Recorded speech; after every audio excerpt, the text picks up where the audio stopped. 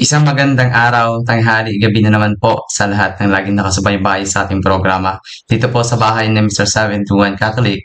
At ngayong araw po, November 10, 2023, pag-usapan naman po natin ang Ebanghelyo ngayon na nakasulat mismo sa aklat ni San Lucas, chapter 16, 1 hanggang 8, na ito po ang ating mababasa. Sabi po dito, ganito po. Sinabi rin ni Jesus sa kanyang mga alagad, may taong mayaman na may isang katiwala. May nagsumbong sa kanyang nilulustay nito ang kaniyang ari-arian. Kaya't pinatawag niya ang katiwala at tinanong, ano ba itong naririnig ko tungkol sa iyo? Ibigay mo sa akin ang ulat ng iyong pangangasiwa sapagkat tatanggalin na kita sa iyong tungkulin. Sinabi rin ng katiwala sa kanyang sarili, ano ang gagawin ko? Aalisin ako ng aking amo sa pangasiwa. Hindi ko kayang magbungkal ng lupa. Nahihiya naman akong magpalimos. Alam ko na ang aking gagawin. Maalis man ako sa pangangasiwa ay may tatanggap naman sa akin sa kanilang tahanan. Kaya't isa't isa niyang tinawag ay may mga utang sa kanyang amo. Tinanong niya ang una, magkano ang utang mo sa aking amo? Sumagot ito, 100 tayampang langis po. Kaya sabi ng katiwala, ito ang iyong kasulatan ng iyong pagkakautang. Dali, maupo ka at palitan mo, gawin mong 5 po.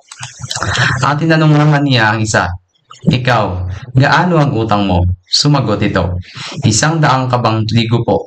Ito ang kasulatan ng iyong pagkakautang. Sabi niya, isulat mo, 8 po. Pinuri ng amo ang madayang katiwala dahil sa katusuhang pinamalas nito, sapagkat ang mga kasanlibutan ay may tuso kaysa sa makadiyos na paggamit ng mga bagay ng mundo. Ang salita ng Diyos. So ayan po, my dear brothers and sisters, bigyan po ito natin ng konting pagninilay ang Ebanghelyo ngayon na kung saan talaga itong kanyang katiwala ay isa palang manlulokong tao, isang mandalaya. So dapat ba nating sundin, dapat ba nating gawing mandaya tayo para lang mabuhay sa mundo? Hindi po mga kapatid. Dahil alam naman po natin na hindi talaga kinalulugdan ng Panginoon ang taong mandaraya. Basahin po natin sa libro mismo ni Marcos, Marcos chapter 10 verse 19. Sabi po dito is ganito po. Marcos 10 chapter 10 verse 19. At ito po ang mababasa natin sa talata. Sabi dito, ganito po.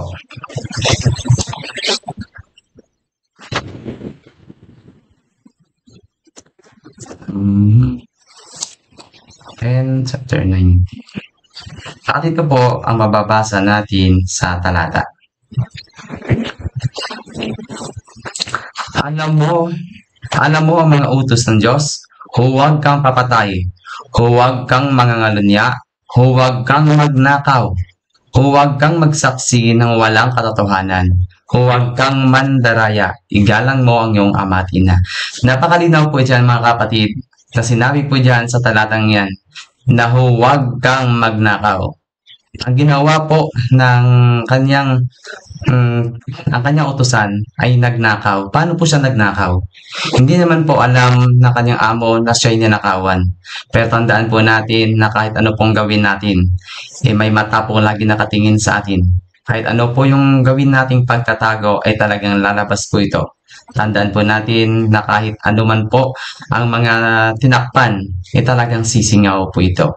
Kaya my dear brothers and sisters, tandaan po natin na utos po ng Panginoon na huwag po tayong mandaya, huwag po tayong magnakaw. Hindi po tayo dapat gumaya sa kanyang katiwala na siya po ay nagnakaw, siya po ay nandaya para lang po mabuhay. Mamuhay po tayo ng patas na walang inaapakan na tao. Sana po ay nakatulong ang pagnililay ngayon.